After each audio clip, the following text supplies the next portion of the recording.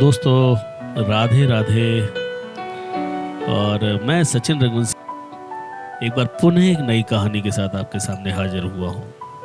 कहानी का टॉपिक है एक अमृत कथा भिखारी और मालिक के बीच की।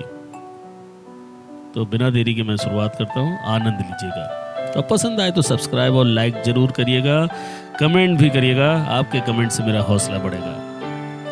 एक बार की बात है कि बहुत अमीर आदमी ने रोड के किनारे एक भिखारी से पूछा, तुम भीख क्यों मांग रहे हो, जबकि तुम तो तंदुरुस्त हो, हष्ट पुष्ट शरीर है तुम्हारा, शक्ल सूरत से भी स्मार्ट लगते हो, फिर ऐसा काम क्यों?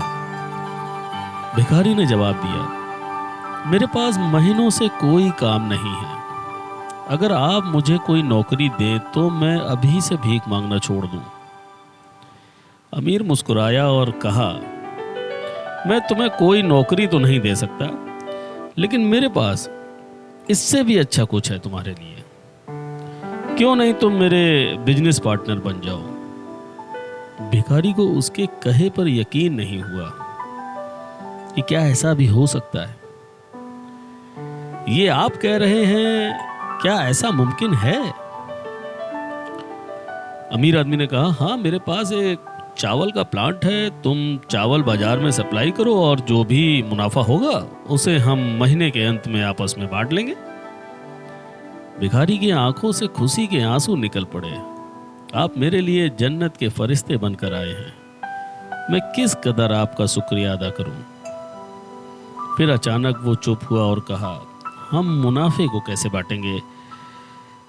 क्या मैं 20% और आप 80% लेंगे, या मैं 10% और आप 90% लेंगे? खैर, भिखारी बोला, जो भी हो मैं तैयार हूं और मैं बहुत खुश हूं। अमीर आदमी ने बड़े प्यार से उसके सर पर हाथ रखा और बोला, मुझे मुनाफे का केवल 10% चाहिए, बाकी 90% तुम्हारा, ताकि तुम तरक्की कर सको। भिखारी अपने घुटनों के बल पर गिर पड़ा और रोते हुए बोला, आप जैसा कहेंगे मैं वैसा ही करूंगा, मैं आपको बहुत शुक्रगुजार हूं। अगले ही दिन से भिखारी ने काम शुरू कर दिया। उम्दा चावल और बाजार से सस्ते और दिन रात की मेहनत से बहुत जल्द ही उसकी बिक्री काफी बढ़ गई। रोज व रोज तरक्की होने लगी और फिर वो दिन भी आया जब मुनाफा बांटना था, और वो 10% भी अब उस भिखारी को बहुत ज्यादा लग रहा था। उतना उस भिखारी ने कभी सोचा भी नहीं था। अचानक एक शैतानी ख्याल उसके दिमाग में आया, दिन रात मेहनत मैं करूं और उस अमीर आदमी ने कोई भी काम नहीं किया सिवाय मुझे अवसर देने के, तो मैं उसे 10% क्यों दूं? वो इसका हकदार बिल्कुल भी नहीं। और फिर वो अमीर आदमी अपने नियत समय पर मुनाफे में अपना हिस्सा 10% वसूलने आया और भिखारी ने जवाब दिया, अभी कुछ हिसाब बाकी है, मुझे यहाँ नुकसान हुआ है, लोगों से कर्ज की अदायगी बाकी है। ऐसे शक्लें बनाकर उस अमीर आदमी को हिस्सा देने से टहलाने का प्रयास किया। अमीर आदमी ने कहा, मुझे पता है तुम्हें कितना मुनाफा हुआ है, फिर क्यों तुम मेरा हिस्सा देने से टाल रहे हो?